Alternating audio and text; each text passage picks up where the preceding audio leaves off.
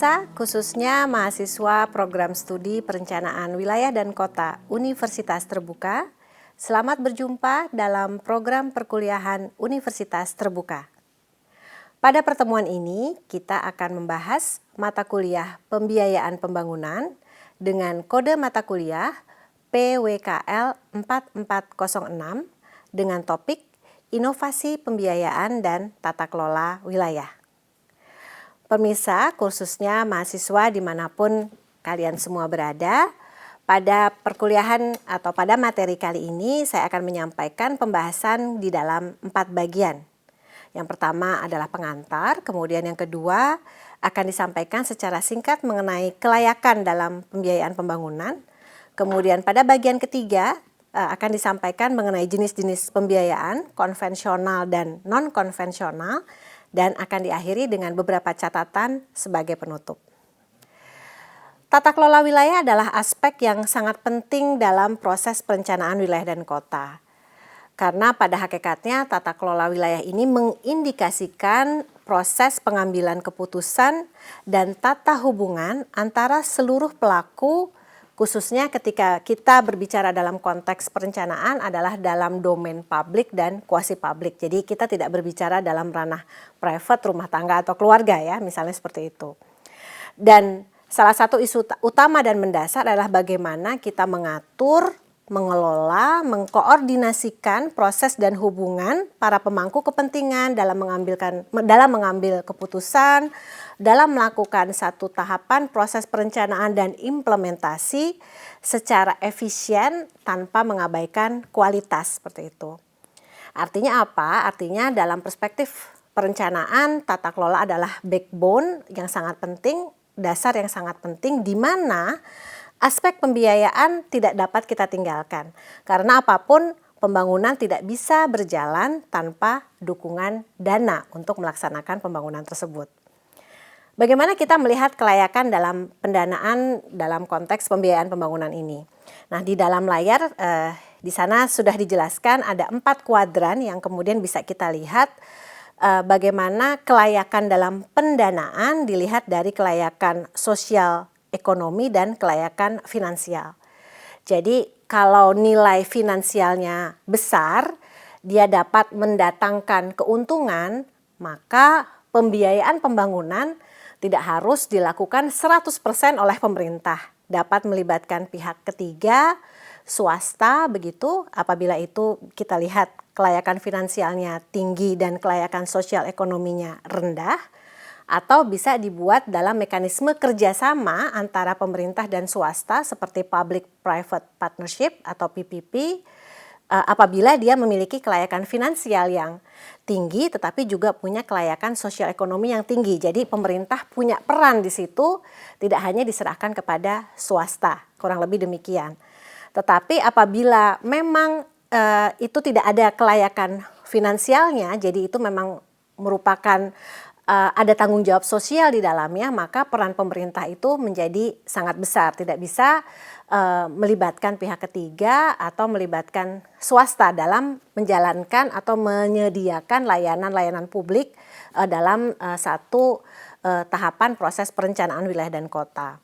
Apabila kelayakan finansialnya itu tinggi, kelayakan sosial ekonominya, apabila kelayakan finansialnya rendah, tetapi kelayakan sosial ekonominya tinggi, bahkan bukan hanya memerlukan dukungan pemerintah, tetapi juga memerlukan subsidi pemerintah. Jadi kalau kita lihat dalam kuadran ini, pada prinsipnya adalah apabila layanan-layanan publik memiliki nilai sosial yang tinggi, tidak memiliki nilai finansial apapun, tidak bisa memberikan keuntungan, maka itu adalah tugas pemerintah untuk menyediakannya. Kalau jalan misalnya seperti itu, kalau jalannya itu dapat memberikan keuntungan seperti jalan tol karena masyarakat harus bayar, maka bisa melibatkan swasta. Tetapi kalau jalan umum tidak ada swasta yang kemudian mendapatkan keuntungan misalnya seperti itu, maka itu harus disediakan oleh pemerintah. Kurang lebih demikian prinsip-prinsip kelayakan dalam pendanaan dalam kaitannya dengan pembiayaan pembangunan. Secara umum sumber-sumber pembiayaan, apabila kita melihat tadi ada sumber pembiayaan full dari pemerintah, atau kita bisa melibatkan sumber-sumber pembiayaan lain apabila dia memiliki kelayakan finansial yang tinggi, Jenis pembiayaannya bisa kita sebut dengan jenis pembiayaan konvensional dan jenis pembiayaan non-konvensional. Jenis pembiayaan konvensional adalah satu jenis pembiayaan pembangunan yang memang betul-betul disediakan oleh pemerintah melalui pendanaan pemerintah, APBN apabila itu dari pemerintah pusat, dan APBD apabila itu dari pemerintah daerah, dan ini biasanya satu pembiayaan yang memang sudah masuk ke dalam rencana pembangunan jangka menengah daerah ataupun rencana pembangunan jangka menengah nasional. Jadi kalau memang itu dianggarkan memiliki nilai publik yang tinggi harus dilakukan oleh pemerintah, maka pembiayaan konvensional ini harus masuk ke dalam dokumen rencana pembangunan. Sementara kita perlu membuka peluang untuk sumber-sumber pembiayaan yang sifatnya non-konvensional apabila ada peluang kelayakan finansial di dalamnya. Jadi bisa melibatkan pihak ketiga untuk penyediaan layanan-layanan tertentu. Nah, pembiayaan non-konvensional ini disebut dengan pembiayaan alternatif apapun ya yang bersumber dari dana-dana non-APBN dan non-APBD.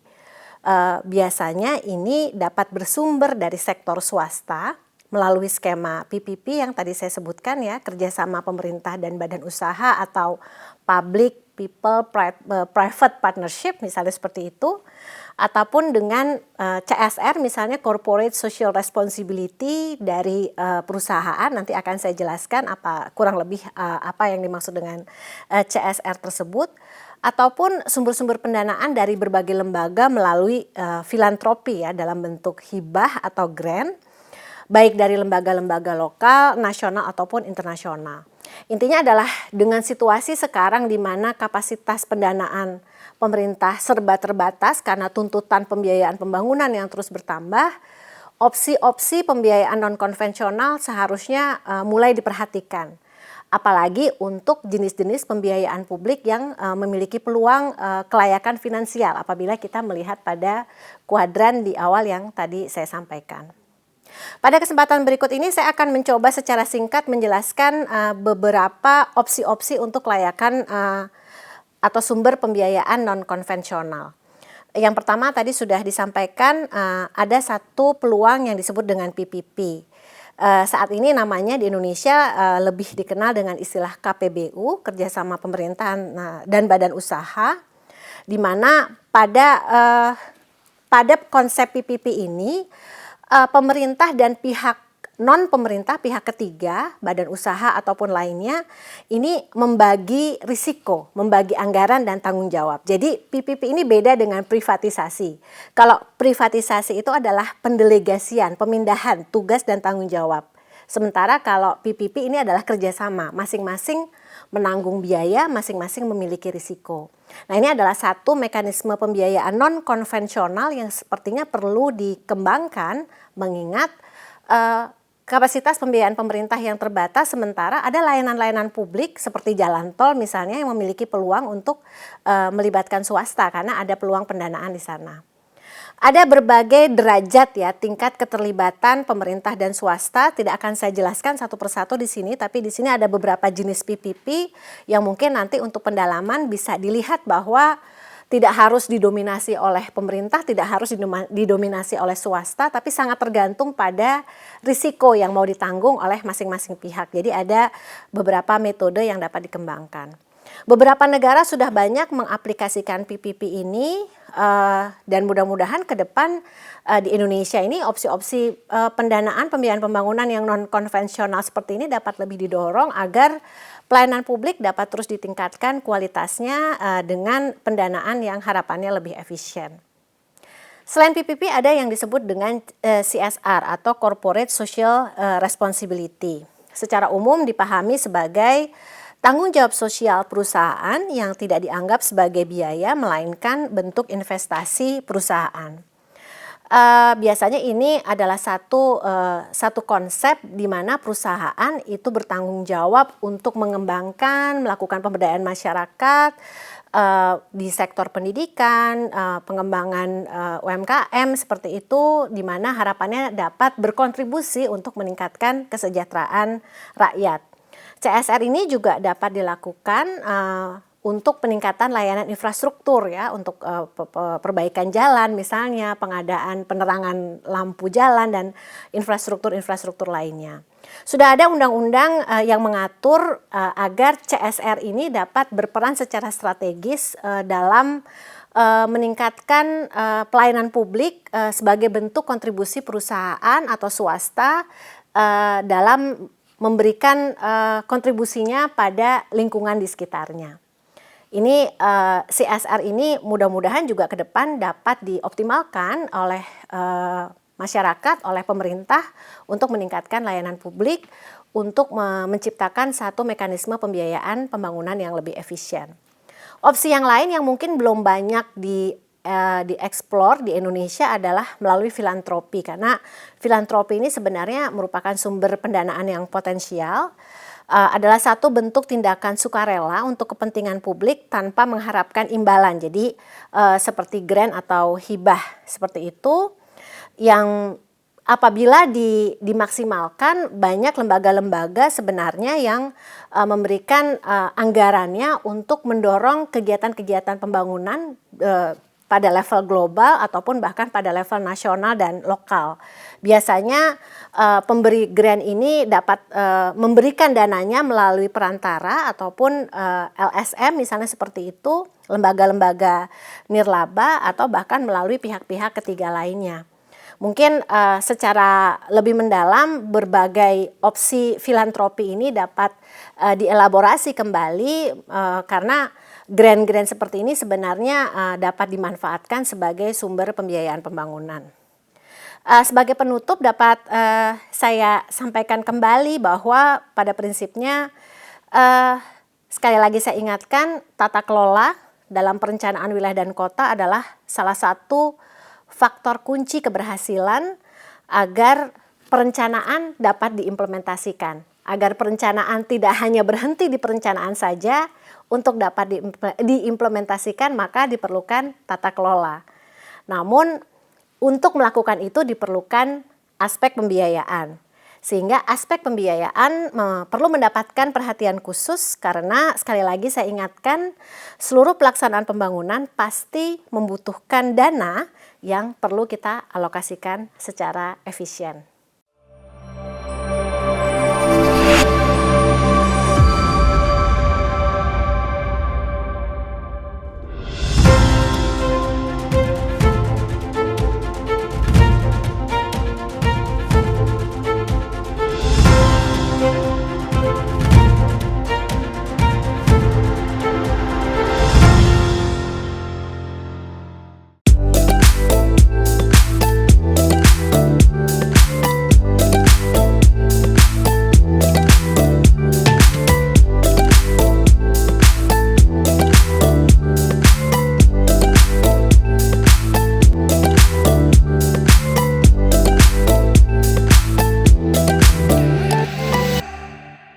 Pemirsa, khususnya mahasiswa program studi perencanaan wilayah dan kota Universitas Terbuka, selamat berjumpa dalam program perkuliahan Universitas Terbuka.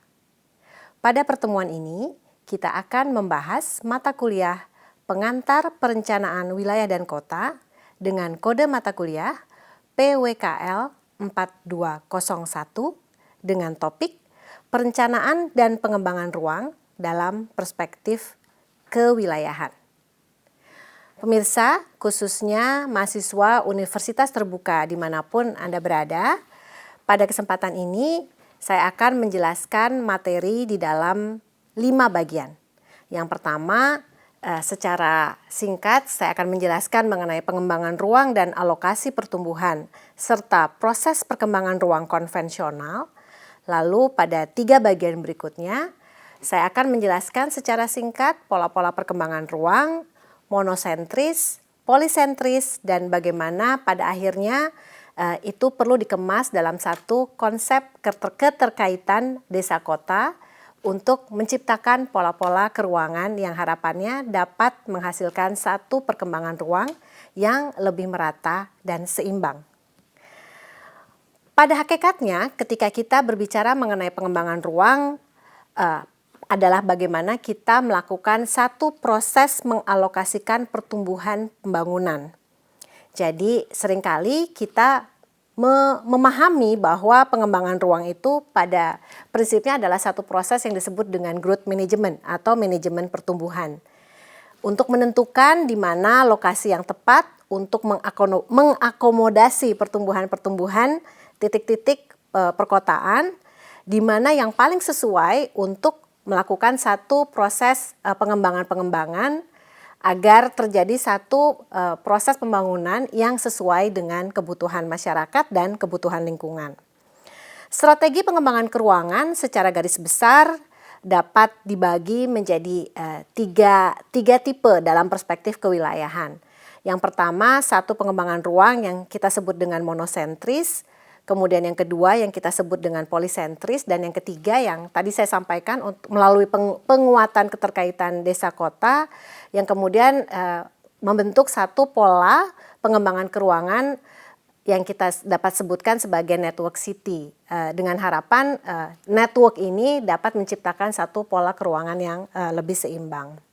Namun sebelum sampai kepada diskusi mengenai monosentris, polisentris dan sebagainya, pada layar di slide dapat dilihat ada satu proses perkembangan ruang yang saya sebut sebagai proses perkembangan ruang konvensional.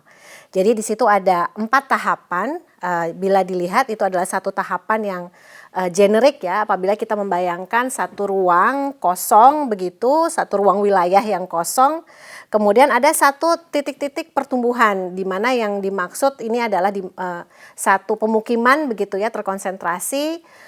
Belum ada intervensi apapun. Pada tahap pertama bila dilihat di slide yaitu sama semuanya. Namun dalam proses perkembangannya secara konvensional itu biasanya akan ada setidaknya satu pusat pertumbuhan yang lebih kuat.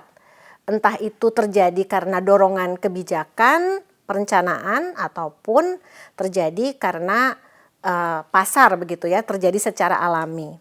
Nah, pada tahapan kedua ini mulai terjadi perbedaan perkembangan kecepatan dari pusat-pusat pertumbuhan itu. Ada yang wilayah ruang yang berkembang lebih pesat dibandingkan dengan wilayah-wilayah yang lain, dan pada umumnya akan ada satu pusat yang berkembang lebih cepat. Karena ada keyakinan bahwa kita tidak memiliki kapasitas yang cukup untuk mengembangkan ruang secara merata, secara serentak di seluruh lokasi atau wilayah ya, di mana kita perlu melakukan satu intervensi perencanaan. Harapannya secara konvensional pada tahapan ketiga ini ruang ini kemudian terus berkembang dan memiliki atau mulai menciptakan satu keterkaitan dengan wilayah-wilayah sekitarnya. Dan pada tahapan terakhir apabila kita mengharapkan satu kondisi yang ideal, di sini disebutkan diharapkan nanti akan ada satu sistem yang secara terintegrasi menghubungkan antara satu pusat kota dengan wilayah pinggiran, ataupun pusat kota dengan pusat-pusat kota lainnya, dengan harapan ada satu perkembangan ruang yang mutualisme, saling menguntungkan antara satu pusat dengan pusat yang lain. Dalam perspektif kewilayahan, kemudian kita sering mendengar apa yang disebut balance and unbalanced development. Apabila ada satu pusat yang dominan, maka kita menyebut itu sebagai satu pengembangan yang tidak seimbang, unbalanced. Sementara apabila kita bisa mendorong unbalanced tadi melalui persebaran pembangunan ke daerah-daerah lain, harapannya pada tahapan berikutnya akan tercipta satu pembangunan yang lebih seimbang. Namun memang keterbatasan kapasitas membuat pengembangan wilayah itu menjadi terbatas. Artinya biasanya hanya titik-titik tertentu saja yang berkembang dan seringkali penjalaran itu tidak tersebar secara merata. Nah, masuk kepada pola-pola ya yang secara umum ditemui dalam perkembangan ruang-ruang kewilayahan. Pada umumnya yang sering kita jumpai terutama di negara-negara di Asia yang jumlah penduduknya relatif lebih besar begitu ya, dan terutama juga di Indonesia, pola-pola yang terjadi itu cenderung disebut dengan monosentris. Kalau dalam level kota itu kemudian muncul dalam harapannya berkembang dalam konsep-konsep kota yang kompak seperti itu atau sering disebut dengan compact city. Ciri-cirinya adalah kota ini memiliki kepadatan yang tinggi di pusat kota dan umumnya berkembang sepanjang sumbu transportasi jalan utama ataupun kalau didukung oleh transportasi umum biasanya berkembang di sepanjang jalur transportasi umum tersebut. Kemudian menciptakan pola-pola penggunaan lahan campuran ya, jadi kemana-mana itu bisa berjalan kaki begitu.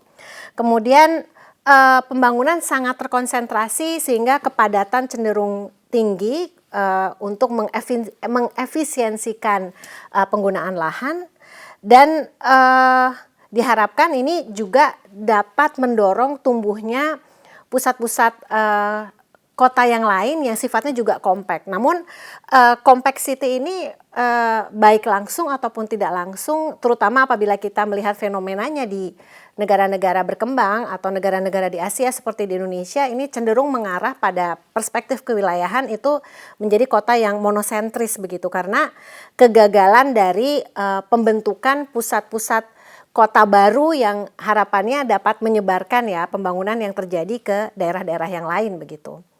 Nah, pada konsep monocentricity ini yang kemudian dalam level kota di Indonesia kemudian diharapkan dapat menciptakan kota-kota yang kompak tadi, secara ideal diharapkan dapat memberikan beberapa manfaat.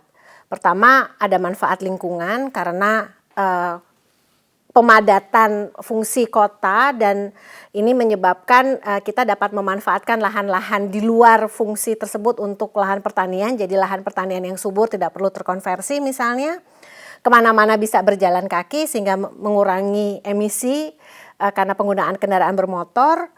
Kemudian efisiensi karena layanan sosial, pemenuhan infrastruktur dapat hanya terkonsentrasi di titik-titik tertentu saja, dan harapannya ini juga dapat memberikan efisiensi, memberikan manfaat ekonomi karena layanan yang diberikan hanya terfokus pada wilayah yang kecil begitu. Jadi ada efisiensi untuk pemenuhan layanan publik kepada masyarakat, sehingga pada konsep keruangan monosentris yang mengarah pada compactness ini, pengaturan dalam perspektif perencanaan wilayah dan kota, pengaturan kepadatan bangunan dan kepadatan penduduk ini menjadi sangat penting. Agar bagaimana lahan di pusat kota itu dapat memberikan nilai manfaat yang tinggi begitu, dan masyarakat juga dapat melakukan aktivitas ekonominya tanpa harus melakukan perjalanan yang terlalu panjang, mengurangi waktu perjalanan, mengurangi emisi seperti yang sudah tadi saya jelaskan sebelumnya. Kebijakan complexity ini dapat dilakukan dalam berbagai cara, melalui pemanfaatan bidang-bidang yang kosong, regenerasi perkotaan dan sebagainya. Namun memang tidak mudah untuk dilakukan karena harga lahan yang cenderung terus semakin tinggi membuat kota itu seringkali menjadi tidak terkendali, berkembang di luar dari batas-batas yang seyogianya dialokasikan untuk pusat pertumbuhan tersebut, kurang lebih demikian. Salah satu kota yang menunjukkan compactness kalau di Asia itu bisa kita lihat di Hong Kong misalnya ya, seperti yang dapat dilihat di layar, ataupun kalau di Eropa itu salah satu kota yang sangat terasa compactness-nya itu di Paris gitu. Ini saya juga tunjukkan seperti yang bisa dilihat di layar. Namun memang kemudian ada beberapa kritik ya terhadap compactness ini, karena pembatasan kota itu tidak mudah untuk dilakukan. Kepadatan itu mungkin harapannya efisien, kemana-mana berjalan kaki misalnya seperti itu. Tapi kemudian apakah itu bisa dikendalikan? Kalau sudah terlalu penuh malah kemudian misalnya menimbulkan kekumuhan misalnya seperti itu, dan mulai dipertanyakan kenyamanannya, sehingga pada perkembangannya mulai muncul satu konsep yang mengarah kepada polycentricity.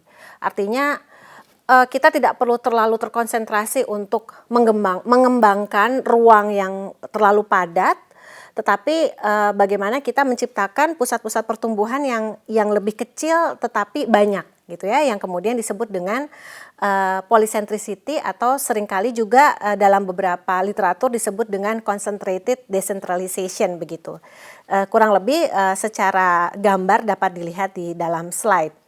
Harapannya polycentricity ini dapat mengurangi dampak negatif ya dari kepadatan yang tidak dapat dikendalikan tadi. Jadi setidaknya situasi atau kenyamanan itu tetap dapat dipertahankan, dan bagaimana caranya agar kota itu dapat dikendalikan pertumbuhannya.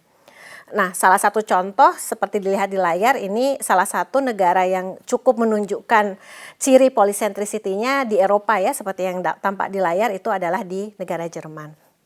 Namun memang terlepas dari diskursus mana yang lebih baik, polycentricity atau monocentricity, yang utama seperti yang tampak di layar adalah bagaimana kita membangun koneksi, meningkatkan keterkaitan antar pusat kota. Jadi tidak perlu diperdebatkan lagi apakah monosentris ataukah polisentris, namun yang paling penting adalah bagaimana kita dapat meningkatkan kemanfaatan ruang, supaya juga tidak melebihi daya tampung dan daya dukung lingkungannya, dengan menguatkan keterkaitan antara wilayah perkotaan, wilayah pedesaan, meningkatkan keterkaitan antara satu pusat pertumbuhan atau perkotaan dengan pusat pertumbuhan atau perkotaan lainnya.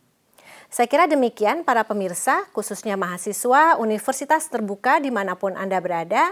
Sampai di sini perjumpaan kita kali ini. Semoga tayangan ini bermanfaat bagi Anda. Selamat belajar dan sukses selalu.